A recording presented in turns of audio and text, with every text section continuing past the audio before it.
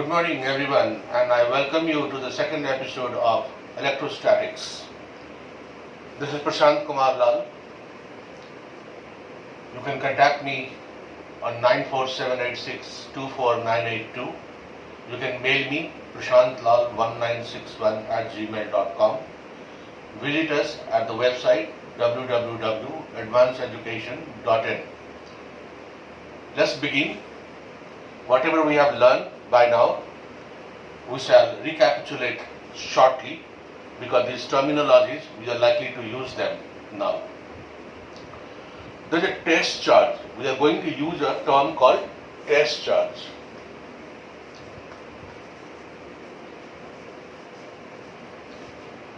Test charge. This is infinitesimally small. That means I am saying that infinitesimally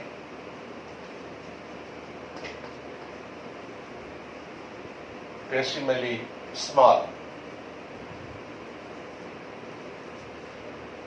The test charge should be infinitesimally small, and it must experience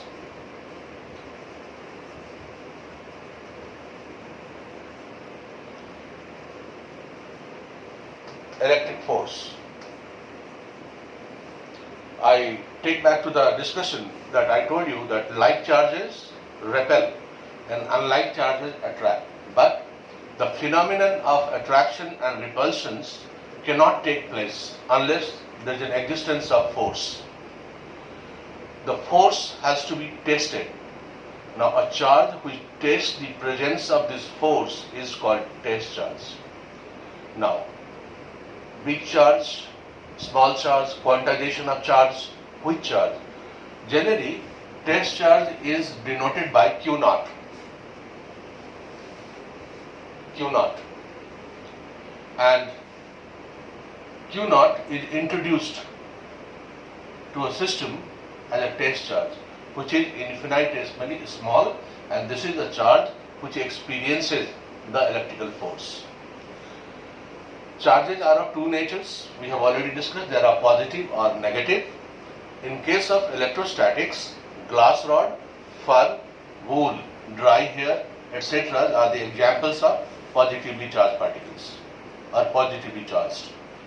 Similarly, silk cloth, ebonite, rubber, amber, plastic or plastic comb, etc. are negatively charged particles.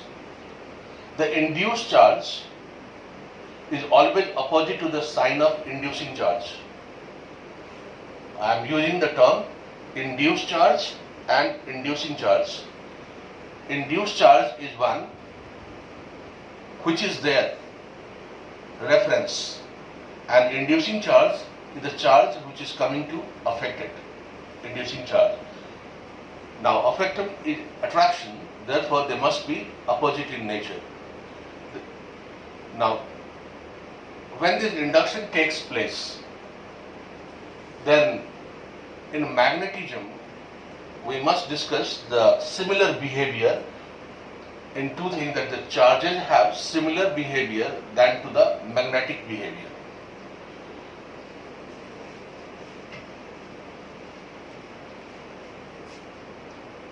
That is, we are talking of electrostatic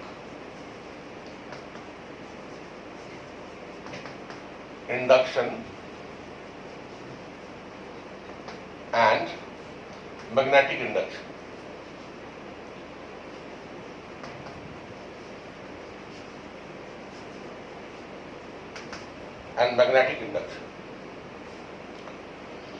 Electrostatic induction, in this case, no physical contact is required, either to attract or repel. That means no physical contact is required between the charged or uncharged objects. Similarly, in magnets also.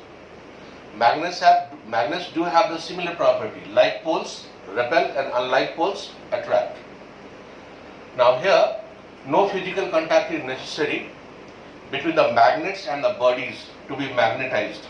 It can be result even on simple contact also. To get the body charged, they may not be in contact. Similarly, to get the body magnetized, they may not be into contact. The first point. Second point, electrostatic induction can take place in conductors. In some cases, in insulators, that is dielectrics, a similar phenomenon called polarization can also take place in terms of electrostatic induction.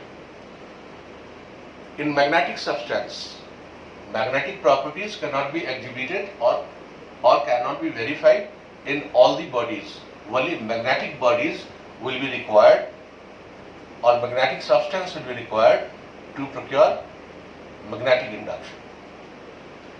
Electrostatic induction is a temporary phenomenon. So is the magnetic. Magnetic is also temporary, because after a substance gets magnetized, it loses its magnetic property. Now, in case of electrostatic induction, opposite charges to the inducing charge, opposite charge to the inducing charge is produced in the nearer end of the body to be induced. For example, if this is a conductor, the induced charges are experienced at these points. Similarly, in case of magnetism or in case of a magnet, opposite poles to the inducing magnet appears on the matter end of the magnetic material. If you have a magnet, and this is north pole and south pole, then the body which is being induced will have opposite pole. If south is being induced, we will have north pole. Similarly, if it is positive, other will have negative charge. These are the minor things which will be utilized later. So, take care of them. I shall be discussing now quantization of electrical charge.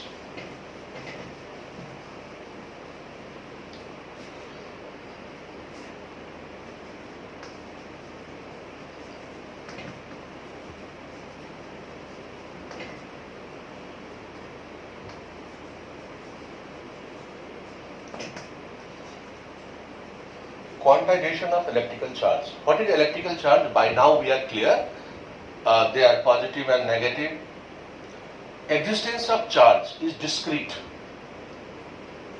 Existence of charge in a conductor is found in discrete packets rather than in a continuous amount, is known as quantization of charge. Now here, if I say discrete manner means isolated form is there. In every way, charges are not distributed. They are distributed in terms of line distribution of charges, superficial distribution, that is area distribution, or volumetric distribution. It is spread over a volume. So discrete packets are very important. Existence of charge is always found in discrete packets rather than in the continuous amount. This is called quantization of charge. Quantization of electric charge is experimentally verified property. The smallest considered amount of negative or positive charge is called E. Now, if I say E or E negative, now E is the charge on proton and E negative is the charge on electron. It's important to know. Experimentally, it is verified that charge Q is equal to NE. That means total charge available in a system is Q is equal to, that is charge is equal to number of electrons present in it. Now number of electrons. Now what is the number here? Number is the real number. That is N can be 1, 2, 3, 4, etc. Real numbers. Now, charge of an electron, E. E is given as 1.6 into 10 raised to the power minus 19 coulomb. Coulomb is the unit of charge. Now, if it is due to electron, it is negative minus 1.6. If it is positive charge, then it is plus 1.6. The value remains the same.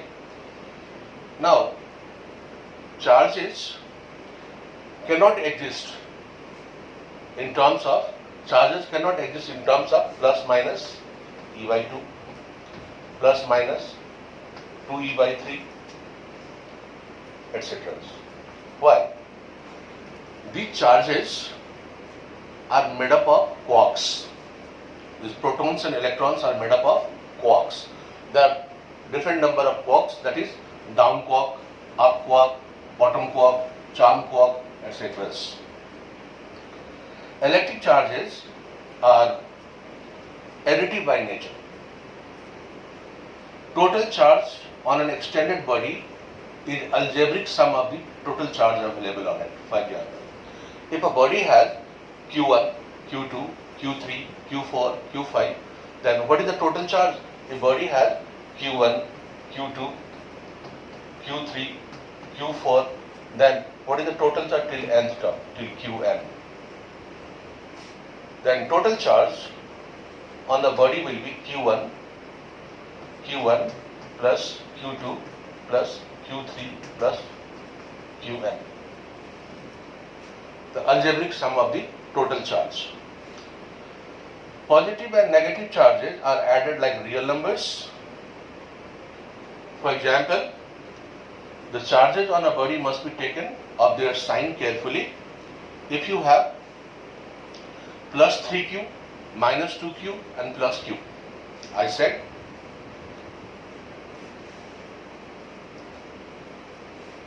I named 3 charges: plus 3q, minus 2q and q as a charge. Then what will be the net charge on the system? Use the formula. The total sum, the sum total of the charge on the system is the algebraic sum of the total charge available on it. Hence Q is equal to Q1 plus Q2 plus Q3 plus Qnth term. You can use it here. Let Q1 is equal to plus 3Q, Q2 equals minus 2Q, Q3 equals Q,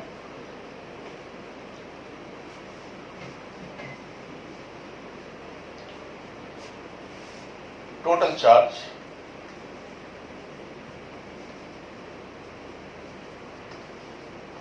Q is wanted, therefore Q is equal to Q1 plus Q2 plus Q3, this equals plus 3Q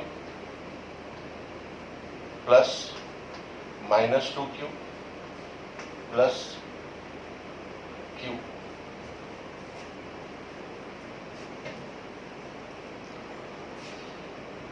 Now, here 3Q plus minus minus is 2Q and this is plus Q. 3 and 1, 4Q minus 2Q, this is 2Q. Therefore, Q has a 2Q coulomb of charge. This satisfies that the total charge experienced by a conductor is the algebraic sum of the total charges available on it. A body is said to be neutral if the sum total of the charges on a body is 0. It means no charges flowing. A body is said to be neutral if the sum of all charges on the body is said to be 0. Now look at the second example.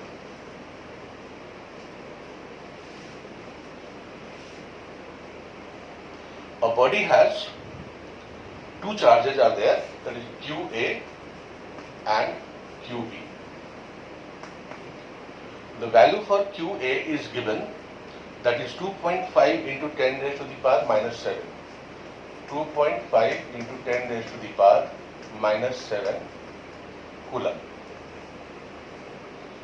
Second body has a charge of minus 2.5 into 10 raised to the power minus 7. Minus 2.5 into 10 raised to the power minus 7 coulomb.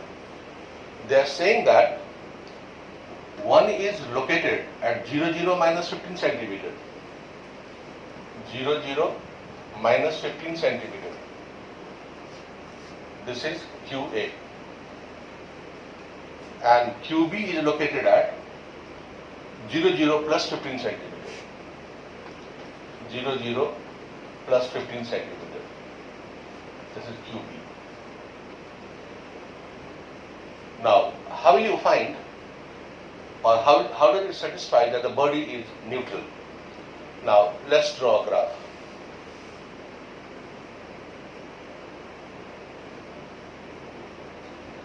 Here, this is X, Y, Z, and this is origin 0. Now, the position of QA is 0. Now, this is 0, plus 5, 10, 15. Here, this is 5, 10, 15 centimeter. Now, 0, 0, minus 15. That is X0, Y0, Y0, and here also we can have 5, 10, and 15. Then QB is lying here, QA is lying here. Where is QB? QB is plus 15 centimeter. QB is plus 15 centimeter. It is lying here.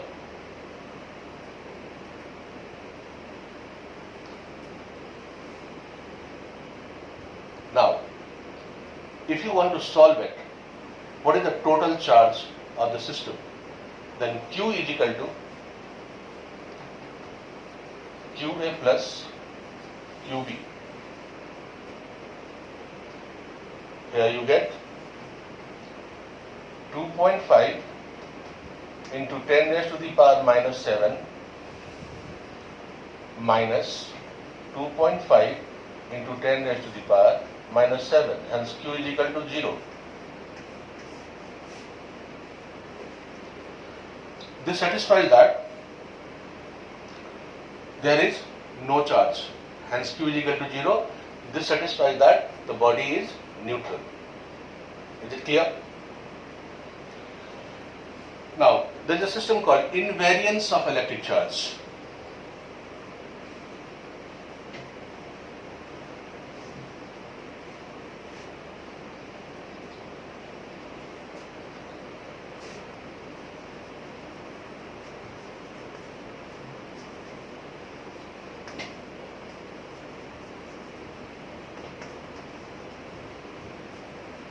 Invariance of electric charge. This explains very interesting phenomena. Suppose you are having a ball which is charged. Now you are running with that ball in the ground. Question is, will the charge in the body will increase?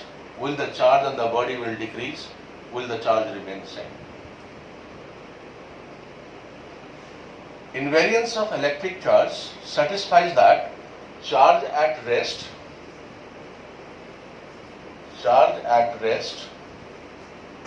is equal to charge in motion.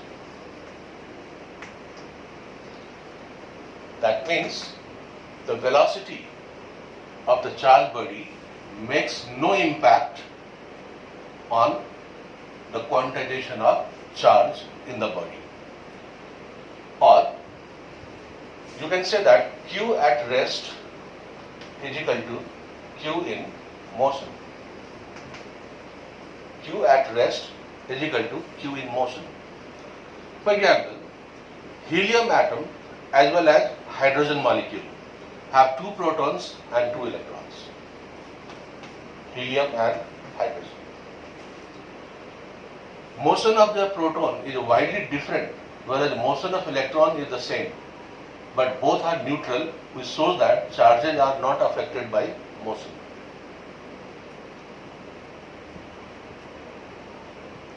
Electric charges obeys the law of conservation. Electric charges obeys the law of conservation. The total electric charge, that is the algebraic sum of positive or negative, is an isolated system, remains constant. I made a statement here. The total electric charge, that means the total electric charge or the algebraic sum algebraic sum of total positive or negative charge remains constant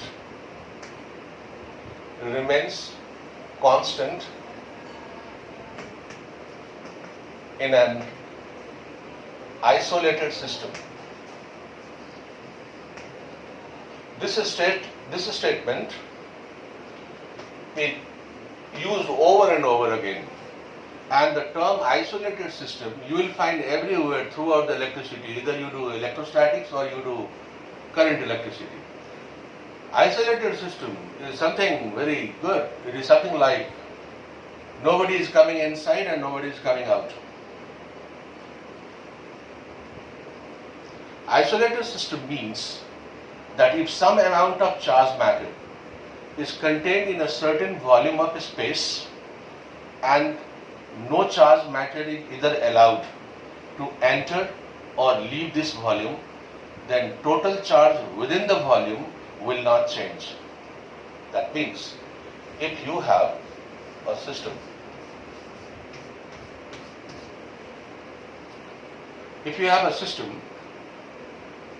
then what will happen? This is a charged object and inside charges are not going out and outside charges are not coming in. Then the net charge of this system will remain constant. This system becomes isolated, means no influence. For example,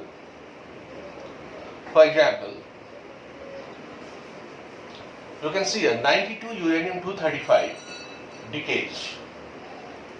92 uranium-235 decays. When it decays, it emits alpha particles. Now alpha particles are 2 helium-4 and we get thorium. That means 90 thorium-234 plus 2 He4.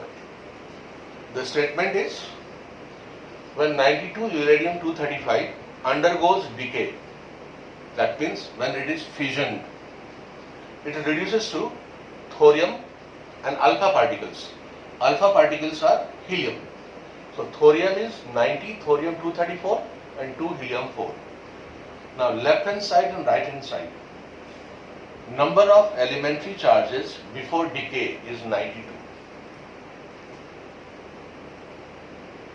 And after decay is again 90 plus 2.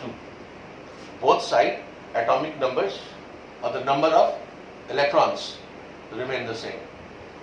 This is called law of conservation of electric charges are protected.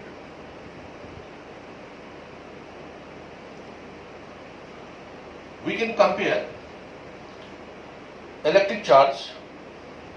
It can come to our mind that charge is the smallest particle in electricity. Mass is the smallest particle in terms of general physics. Then is charge and mass the same? My dear friends, it is not the same. How it is not the same?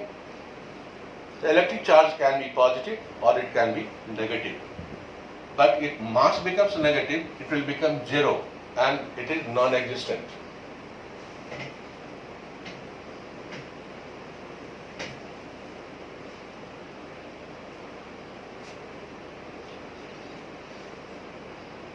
We are talking of electrical charge and mass.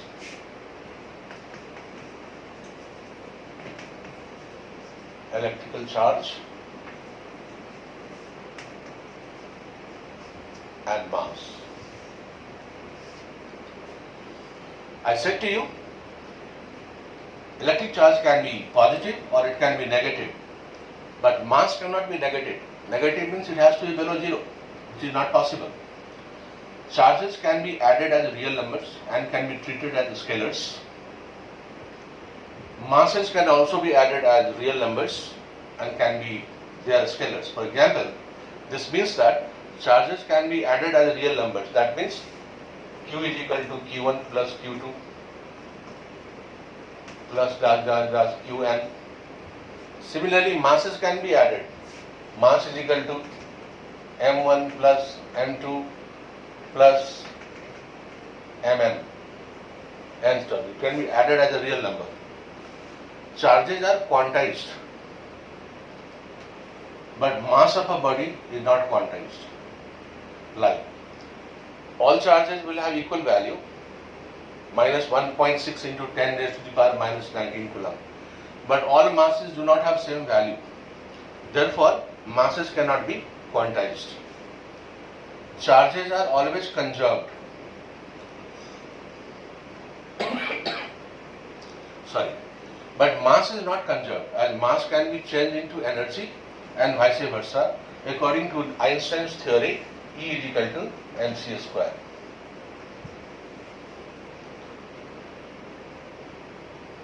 Charge on a body is not affected by the velocity of the body.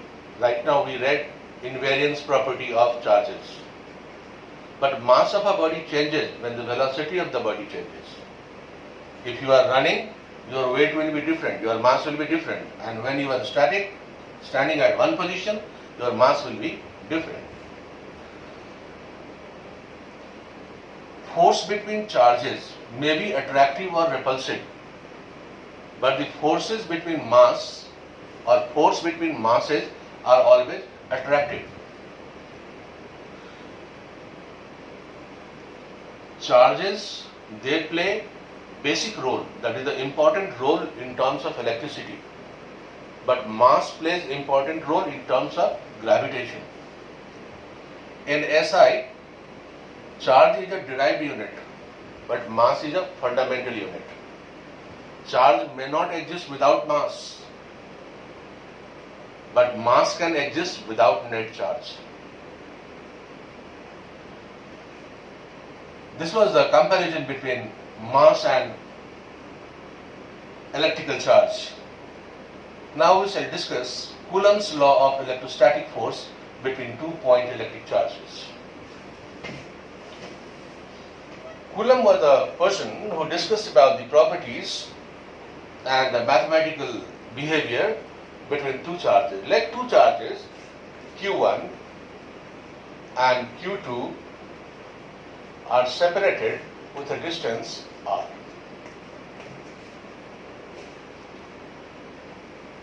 According to this law, the magnitude of force of attraction or repulsion between two charges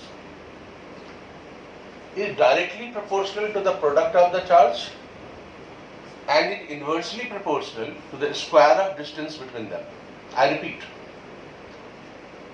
according to this law or according to Coulomb's law of electrostatic force between 2-point charges or two electric charges, the force of, I was talking to you in my previous session that to attract or to repel, force must exist. Coulomb is trying to quantize that force, how much force should exist. If you are attracting, how much force is there, and if you are repulsive, how much force is there. For both the cases, same mathematical expression is utilized. Here, force acting between two charges, Coulomb's law states that force of attraction or repulsion acting between two charges kept at a distance is directly proportional to the product of the charges and inversely proportional to the square of distance between them. According to the first part of the statement, F is directly proportional to the product of the two charges, that is Q1 and Q2. Let this be equation 1. In the second half of this statement, he says that force of attraction or repulsion is inversely proportional to the square of distance between them. That means F is inversely proportional to the square of distance between them. Let this be equation 2.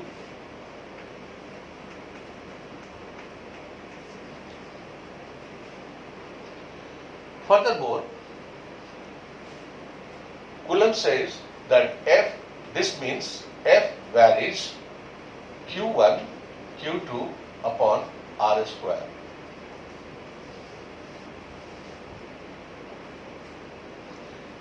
This is the Coulomb's law of electrostatic force. A charged body having negligible size as compared to the distance from the point of observation is called or treated as point charge. We shall be using this term very often. Point charge. Point charge, remember, point charge is not a point. Point charge is not a point. It's a charged body. Point charge is a charged body having negligible size as compared to distance from the point of observation is called point charge. Mass of a body keep on changing. There is you can see here m is equal to m naught upon root over 1 minus v square by c square. 1 minus v square by c square. M is the net mass, the mass defect. M naught is the initial mass. V is the velocity of the body and c is the velocity of light. If you use this formula, you will find that mass is lost, but it is lost in a very proportionate manner and it gets converted into energy. For example, when rocket propel a very large amount of a very large mass of hydrogen or the liquid gas is propelled outside, the reduced mass gets converted into energy. The force acts along the line joining the two charges. This means that forces, they do not act like this. They do not act like this. They will not act like this. They always act in a straight line. Coulomb's force depends on the nature of the medium in which the charges are placed. That means these two charges,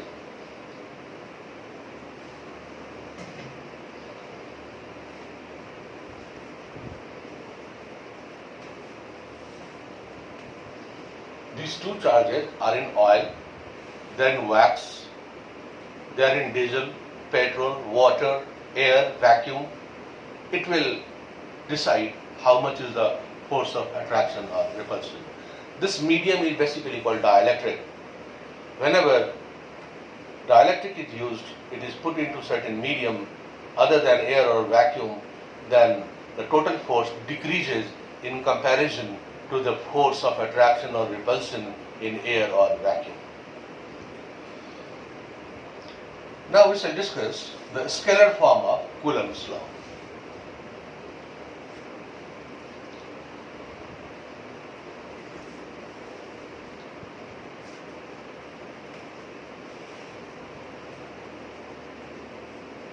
The scalar form of Coulomb's law. Let two charges Q1 and Q2 be placed at a distance r. Let Q1 be the initial charge and Q2 at the point B. Name this point A and B.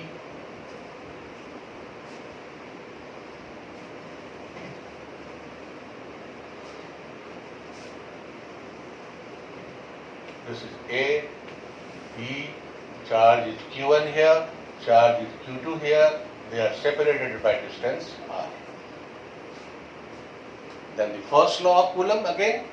The first law of Coulomb says that force of attraction or repulsion is directly proportional to the product of the charges F, where is Q1, Q2, equation 1. Inverse law, that is inverse square law, that is force of attraction or repulsion is inversely proportional to the square of distance between them, so 1 by r square.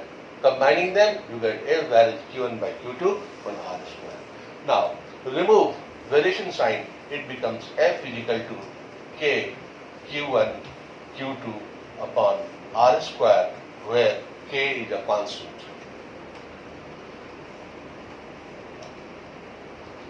K is a constant of proportionality. This is also called electrostatic force constant. K is also called electrostatic force. You have to understand this K very importantly, because in this complete chapter the value of K will bear trouble to some people, those who do not remain aware.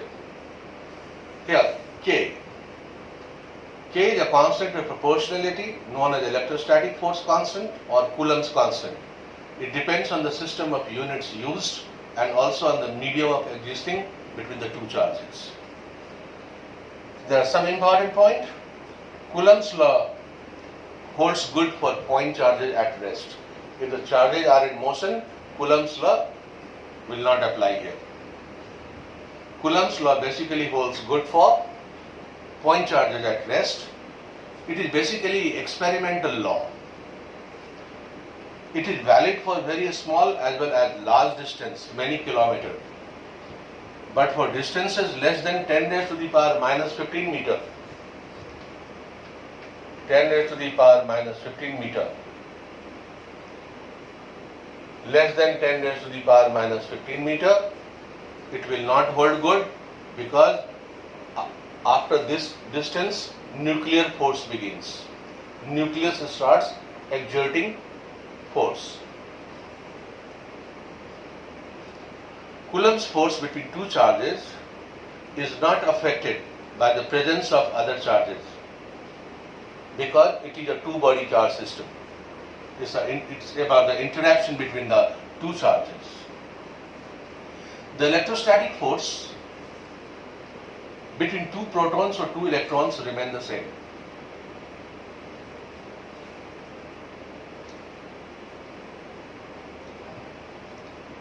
This is the scalar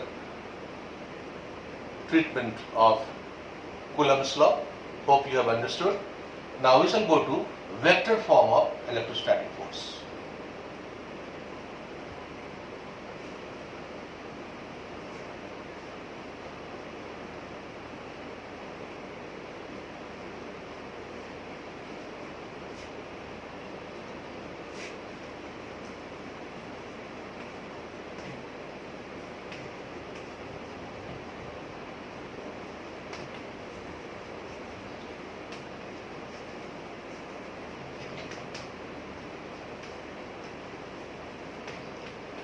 Vector form of electrostatic force. Force is a vector quantity because it has magnitude as well as direction. The Coulomb's law can be rewritten in the form of vectors. We have vector F and vector R and so on. Let there be two charges.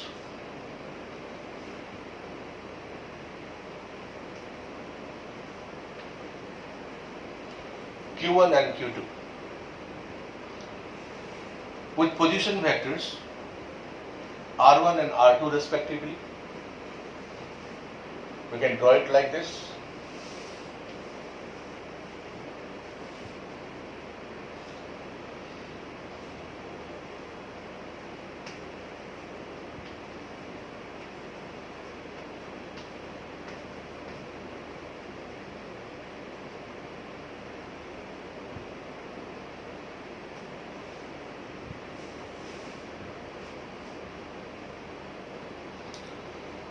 These are the position vectors. You can have it, this is X, this is Y, and this is Z. Let there be now two charges Q1 and Q2 with position vectors R1 and R2 respectively. These are all vectors, R1 and R2. Let the force on the Q1 charge due to Q2 be F12. Now F12. Now this first charge, A, charge at A, is experiencing force due to charge at B, and charge at B is experiencing force due to charge at QA, because it is a two-body interaction. Now, similarly, this object, this charge will experience the force 2-1. Now, these two forces are equal and opposite depending on the nature of charges placed.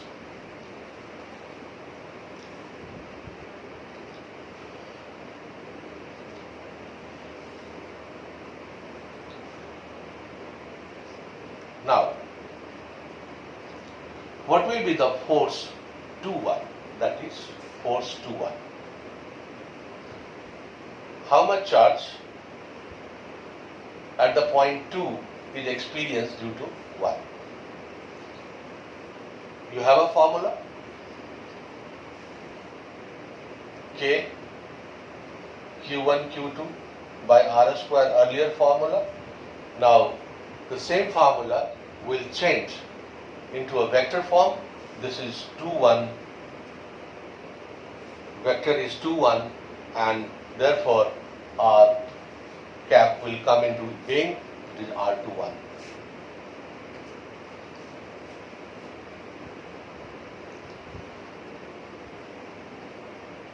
The Q2, that is, here is the charge Q2 and here is charge Q1.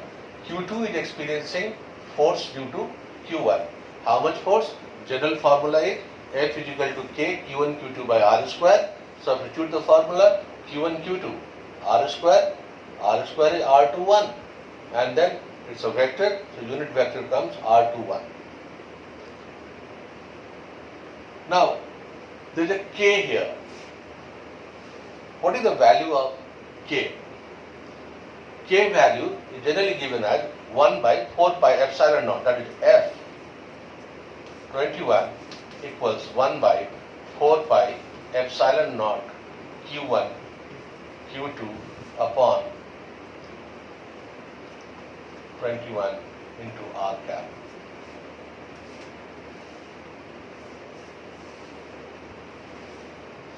This is the vector form. Similarly, you can calculate the force 1, 2. As the forces are equal and opposite, only negative sign will be there and the rest of the force will remain the same. This is the position vector. Now in SI unit, value of constant K will talk up. This portion will have to be discussed. K.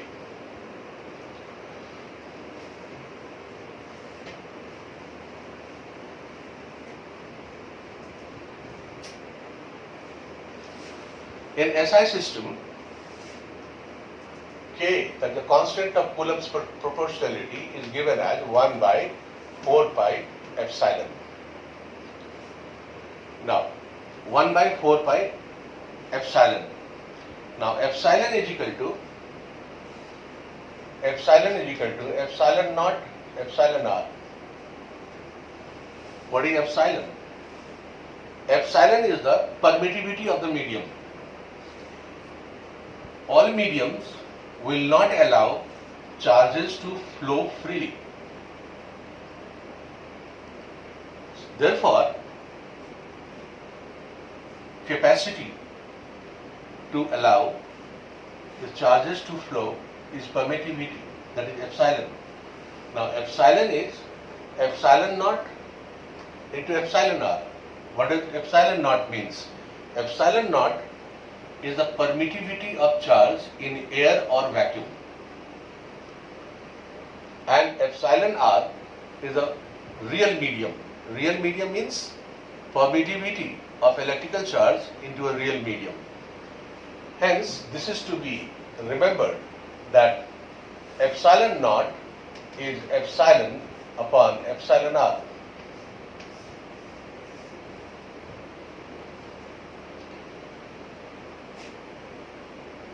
To calculate the permittivity of the medium in the real medium. Now in this case, F is given as K Q1 Q2 upon R square. This can be written as 1 by 4 pi epsilon naught Q1 Q2 by R we have substituted the value of epsilon.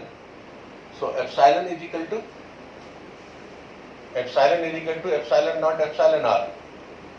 So the value will be mathematically given now here, and this will become 1 by 4 pi epsilon naught epsilon r. F is equal to.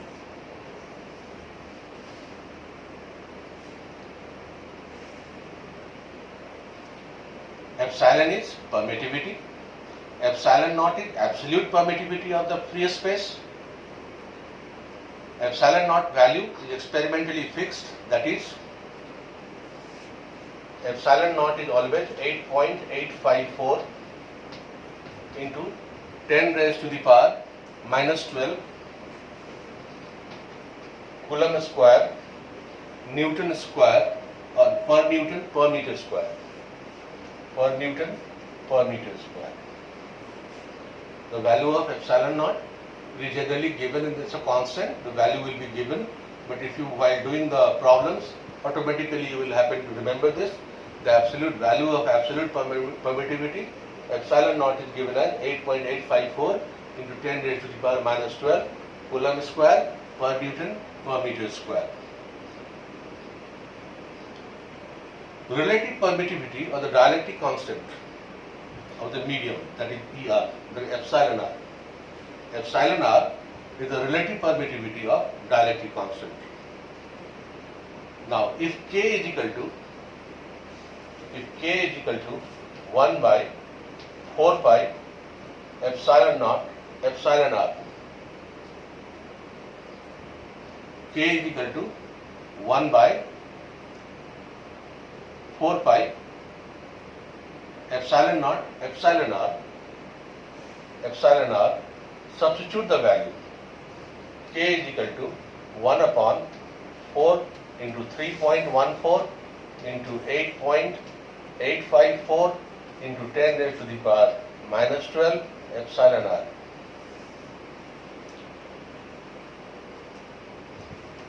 And relative permittivity is 1.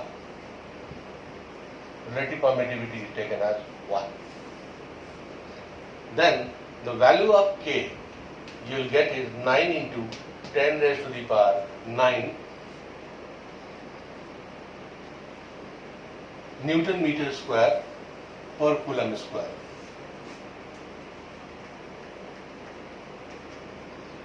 Remember this value.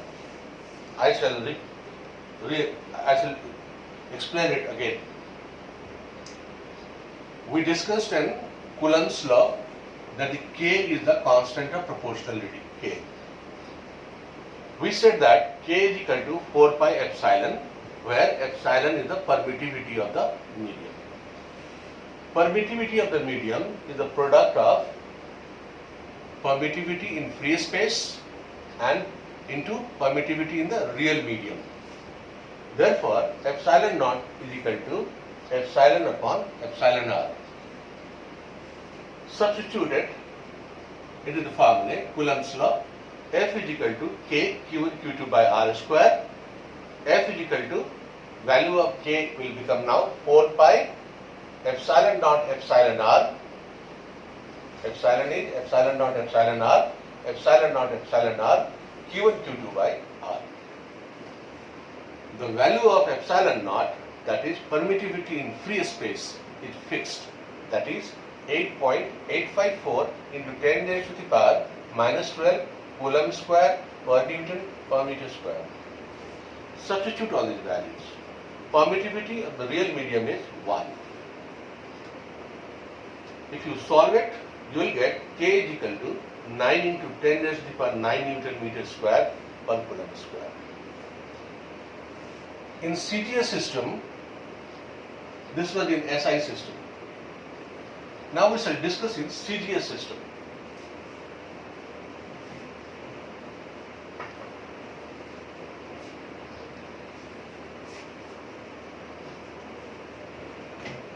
In CGS, K is equal to 1 upon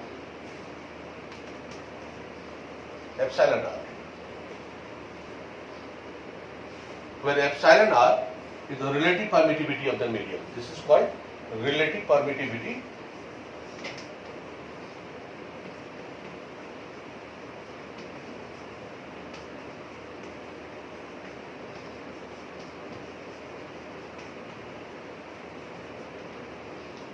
relative permittivity of the medium.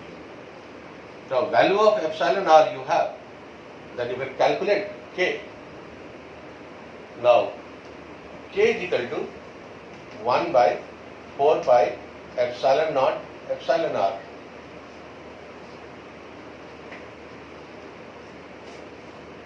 This can be written as 1 by 4 pi epsilon naught into 1 upon epsilon r.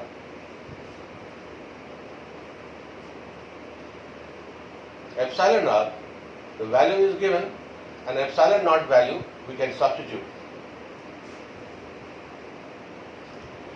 K is equal to 1 upon 4 pi into 8.85 into 10 raised to the power minus 12.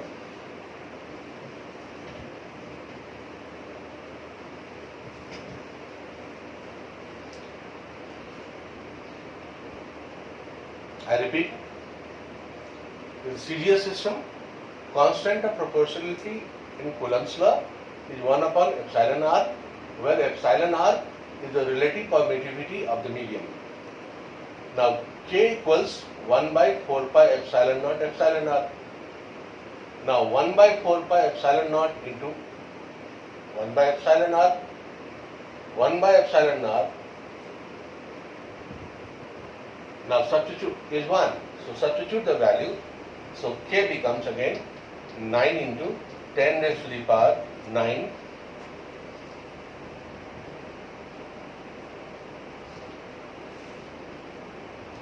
Newton meter square per Coulomb square. You can change.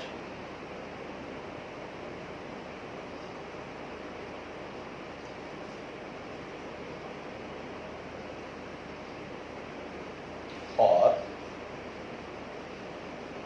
you have F is equal to 1 by 4 pi epsilon naught epsilon r into Q1 Q2 by r square. You can simply do it. K is equal to 1. That is 1 by 4 pi epsilon naught into 1 by epsilon r into Q1 Q2 by r square. Here, remember, K is equal to 1 by 4 pi epsilon naught is 1. 1 by epsilon r is 1. Please remember it. Therefore, F is equal to Q1 Q2 by r square.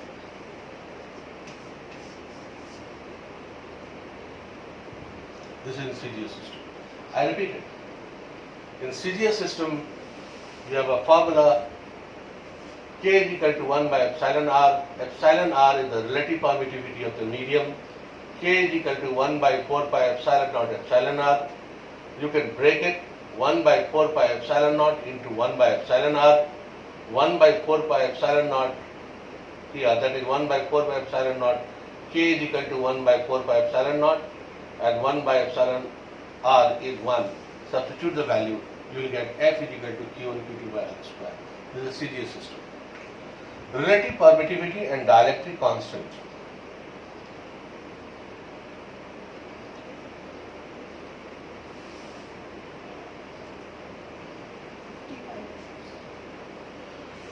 Relative permittivity, there are two terms coming. Hope you are enjoying it, and it's a mathematical, so don't sweat. We'll talk of further treatment.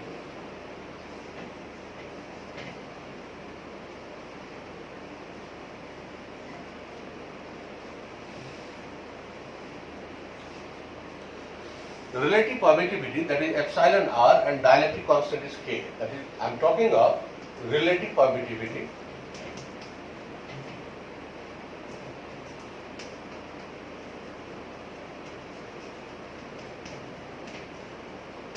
That is epsilon r,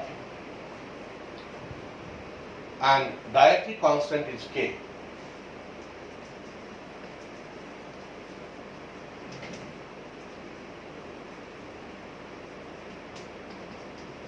Dielectric constant is K.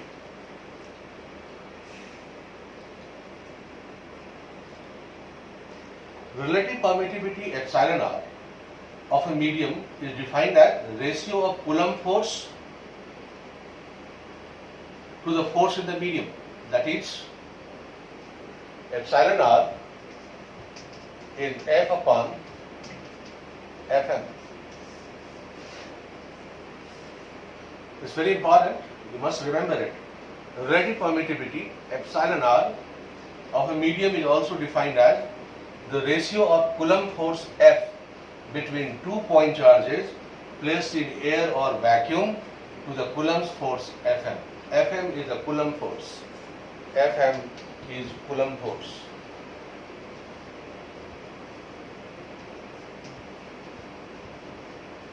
Fm is Coulomb force. I repeat it. Relative permittivity epsilon r of a medium is also defined as the ratio of Coulomb force F between 2 point charges.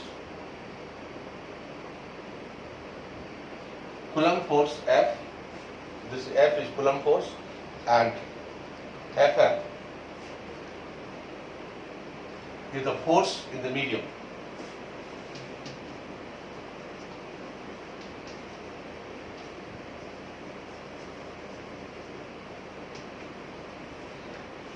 I give you the statement. Relative permittivity epsilon r is defined as the ratio of Coulomb force F between 2 point charges placed in air or vacuum to the Coulomb force Fm between the same charges placed in the medium, separated by the same distance from each other. That is, epsilon r is equal to F by Fm.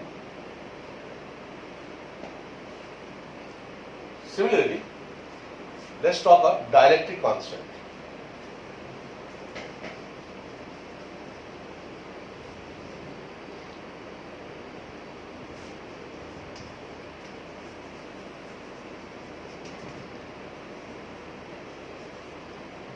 Dielectric constant K. Dielectric constant K is given by F by Fm. Now again, F is Coulomb force and Fm is force of the medium. Rest you can language yourself. K is the dielectric constant, F is the Coulomb force between two charges, and Fm is the force in the medium. Therefore, dielectric constant of a medium is defined as the ratio of the Coulomb force between the 2 point charges placed in the air or vacuum to the Coulomb force between the same 2 point charges placed in the medium at the same distance from each other. That is, K is equal to F by Fm. From these definitions, K can also be treated as permittivity in the real medium.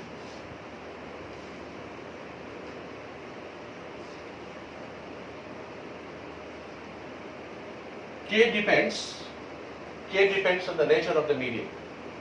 K depends because K is equal to epsilon r. R is the real medium. Absolute permittivity in a medium. Epsilon is epsilon naught. Absolute permittivity in free space. Epsilon r is permittivity in the real medium.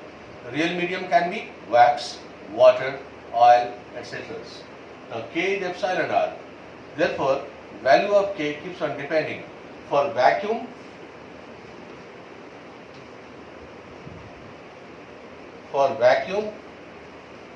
K is 1. Similarly, for glass,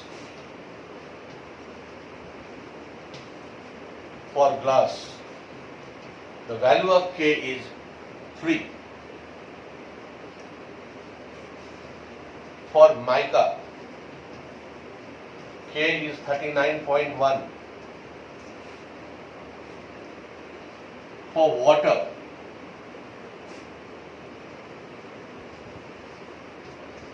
K is 80. That means when two charges are placed into medium, the force of attraction or repulsion decreases. Very important statement I am making, gentlemen. when the charges are placed into a medium, the force of attraction or repulsion acting between them decreases. The last topic for this session, coulombs and other unit of charges.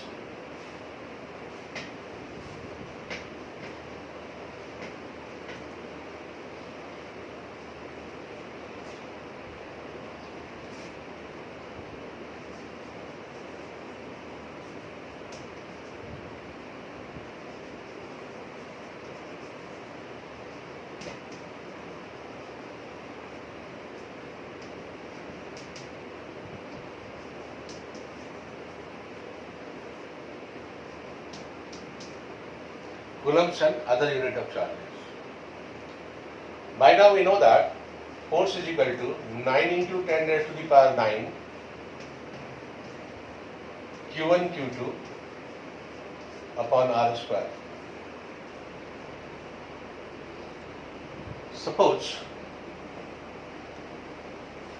Q1 is equal to Q2 is equal to Q. Two charges, Q1 and Q2, they are equal charges. So Q1 is also Q and Q2 is also Q. Then force acting between them is 9 into 10 raised to the power 9 Newton.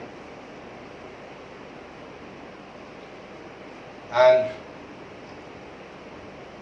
the distance is 1 meter.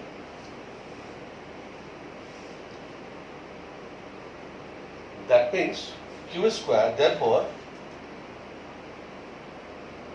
you can substitute the value if you want. If you substitute the value, you will get what? You will get Q square is equal to 1. Q square is equal to 1. Or Q square is equal to 1 square. Or Q is equal to plus minus 1.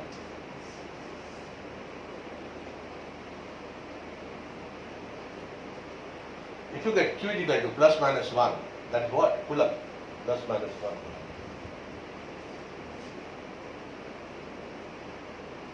I repeat, coulombs and other units of charges. Force is equal to K Q1 Q2 by R square.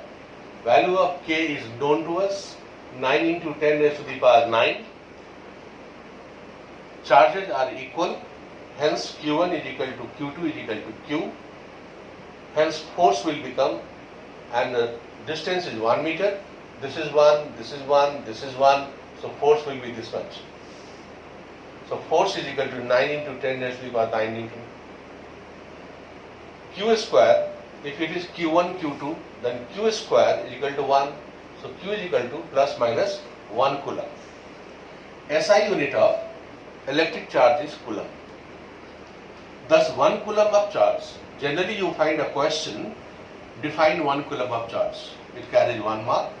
There are 8 questions in class 12 board examination carrying 1 mark each. You often find, or every year you find, or alternatively you find, define 1 coulomb.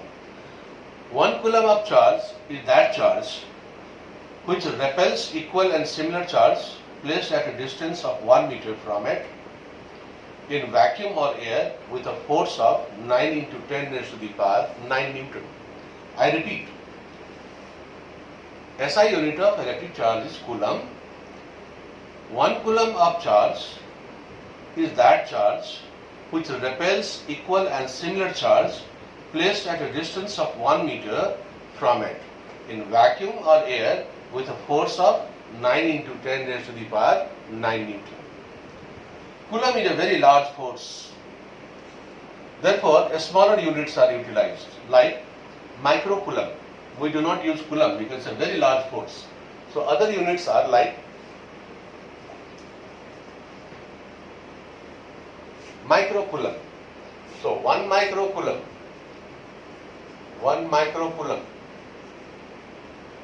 Micro is denoted by mu. So 1 microcoulomb is written like this. 1 microcoulomb is 10 raised to the power minus 6 coulomb. Similarly, nanocoulomb.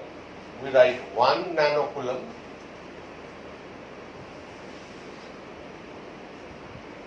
means 1 nanocoulomb is 10 raised to the power minus 9 coulomb.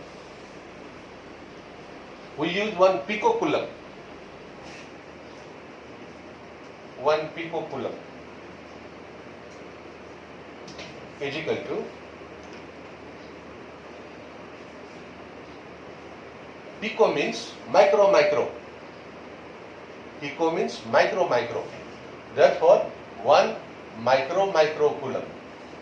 1 micro is 10 raised to the power minus 6. Therefore, micro coulomb will become 10 raised to the power minus 12 coulomb.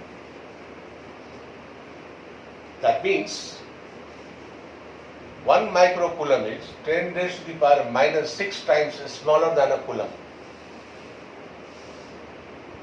1 microcoulomb is 10 raised to the power 6 times smaller than a coulomb. Nanocoulomb is 10 raised to the power 9 times smaller than a coulomb, and a picocoulomb is 10 raised to the power 12 times smaller than a coulomb.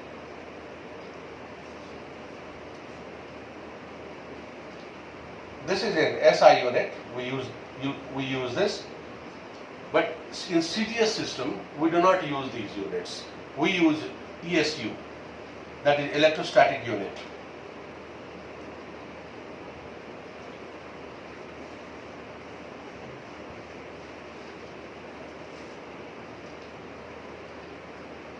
CGS system. In CGS system, 1 coulomb charge is written in ESU, that is electrostatic unit. ESU, that is 3 into 10 raised to the power 9. 1 coulomb is equal to 3.8 into 10 raised to the power 9 coulomb. This is called stat coulomb.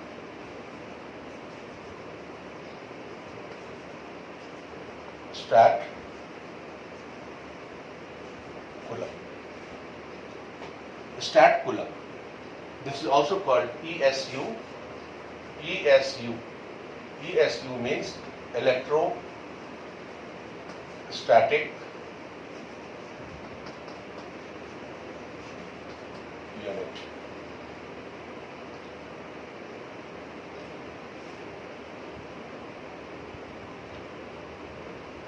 Electromagnetic unit of charge is also there, that is 1 EMU. 1 EMU. This is called electromagnetic unit of charge, that is 3 into 10 raised to the power 10. 3 into 10 raised to the power 10 coulomb. Which is also written as 10. 1 coulomb of charge, let's discuss. 1 coulomb of charge is an immense amount of charge. 2 charges of 1 coulomb each placed in 1 meter apart. If you have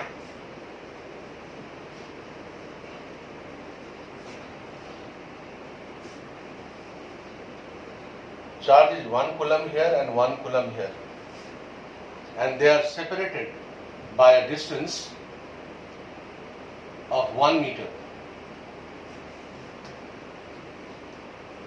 then the total force acting on it will be F is equal to K into 1 coulomb square upon 1 meter square. Value of K is 9 into 10 raised to the power 9, and this will become Newton. That means 2 charges of 1 coulomb each is separated by 1 meter, then the net force of attraction or repulsion experienced will be 9 into 10 raised to the power 9 Newton.